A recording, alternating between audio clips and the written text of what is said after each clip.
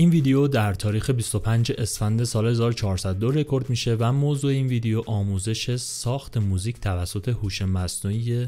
حالا نمیشه گفت کاملا ساخت، ولی بیشتر برای گرفتن ایده، مخصوصا برای ملودی و ریتم و اینجور چیزا هست.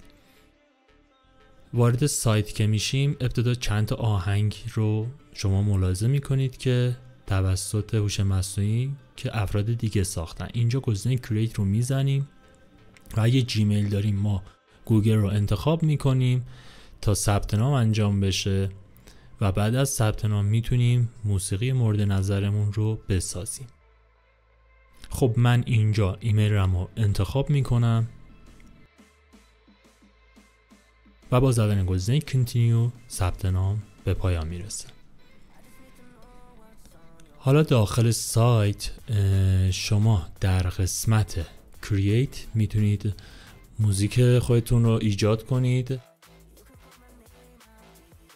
من اینو یه خورده بزرگ کنم. شما میتونید هر متنی که خودتون دارید رو بهش بدید لیریک رو تا برای اون شعر آهنگ بسازه. من متن آهنگ از چی بگم یاس رو میدم. اینم بگم که فقط تا 200 کاراکتر میتونیم بهش متن بدیم و اگه بیشتر بخوایم متن رو بدین باید هزینه پرداخت کنیم. متن رو کپی میکنم و میبرم داخل سایت کاراکتر کاونتر تا برا من بشماره که چند کاراکتره تا من 200 کاراکترش کنم. میبینی که اینجا 209 کاراکتر شد. من سطر آخر رو پاک میکنم تا از نظر بیت و مصرع و اینا جور در بیاد و 3 بیت باشه.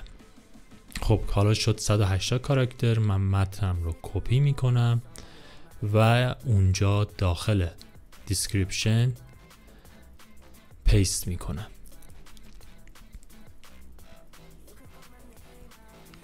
خب حالا اگه من اینجا گزینه کرییت رو بزنم خودش تو سبک رندوم برا من آهنگ رو میسازه، ولی من میخوام بگم که برا من تو سبک رپ آهنگ بساز. پس به خاطر همون از اینجا گزینه کاستوم مود رو میزنم و اون متن پاک شد. حالا دوباره باید متن رو وارد کنم، ولی اینجا میرم میبینی که علامت ورود ممنوع گذاشته. یه بار که کلیک کنم داخلش یه پنجره برا من باز میشه که میگه با شرایط وبسایت ما موافقت کن. من آی اکسپت رو میزنم و متنم رو پیست میکنم. یه خوردم بزرگتر کنم اینجا. خب حالا پایین قسمت استایل آف میوزیک من میتونم استایل موزیکم رو بگم بهش که من اینجا میگم برا من آهنگ رپ بساز. برای تایتل هم هر تایتل دوست دارین شما میتونین وارد کنین. من نوشتم یاس رپ و کرییت رو میزنم. اینجا هم دقت کنید 50 تا کردیت دارین و با ساختن موزیک از کردیت شما کم میشه.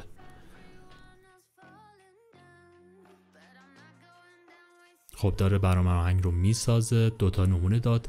یه بار آهنگ اصلی رو گوش بدیم یه چند ثانیه‌اش رو.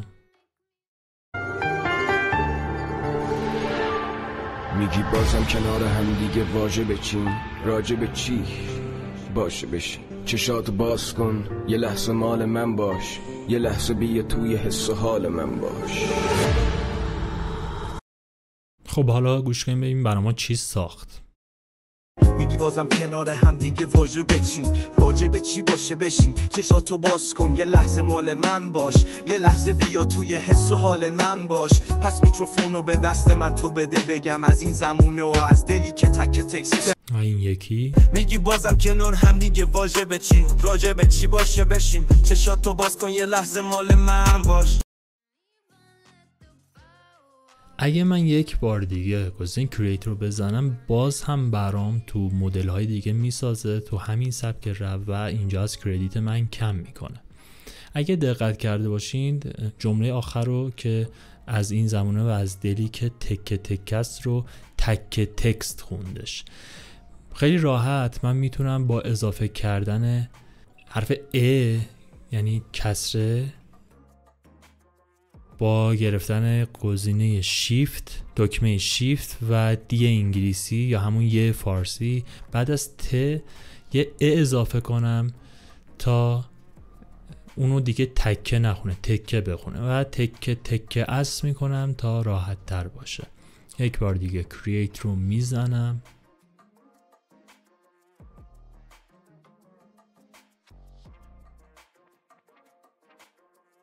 خب بشنویم.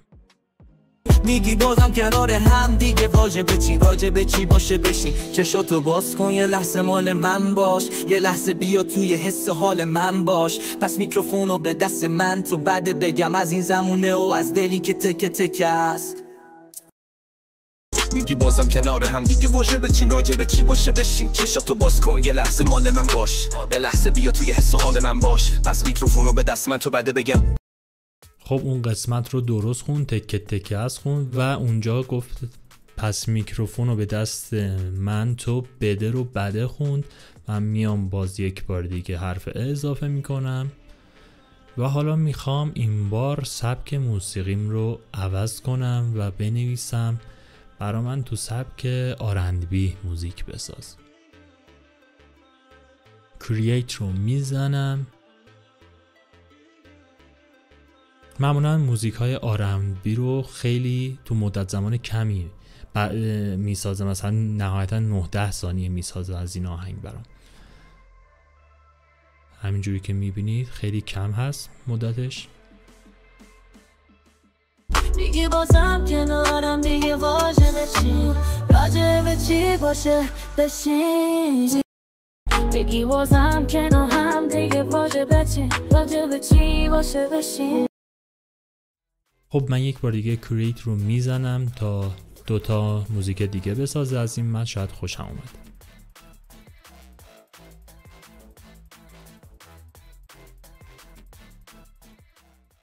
میگی بازم کنار هم دیگه واجبه چی راجبه چی باشه بشین میگی بازم کنار هم دیگه واجبه چی.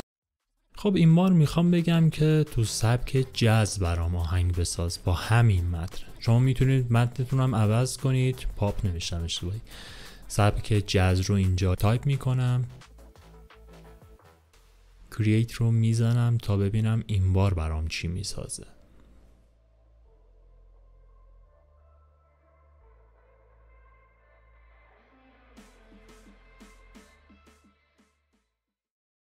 بازم کنار هم دیگه واجبه چی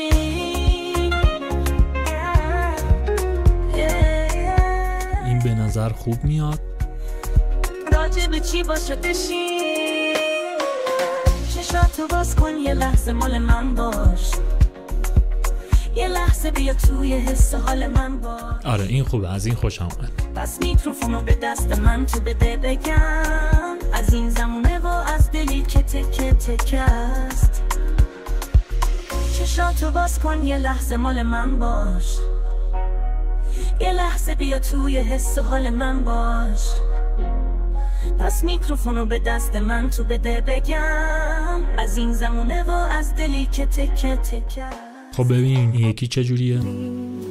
بی بازم کنار هم دیگه واجبه چی من از همون قبلی خوشم اومد. اینجا میتونم با زدن این 3 نقطه و گزینه دانلود و اودیو آهنگی که ساخته رو دانلود کنم و میبینی که همون اسمی هم که داخل تایتل داده بودم به اسم یاس رپ همون رو برام دانلود کرد و داخل پوشه دانلود هم قرار داد. امیدوارم که خوشتون بیاد و کانال رو سابسکرایب کنید و از من حمایت کنید. ممنون. تا ویدیوی دیگه، خدا نگهدار.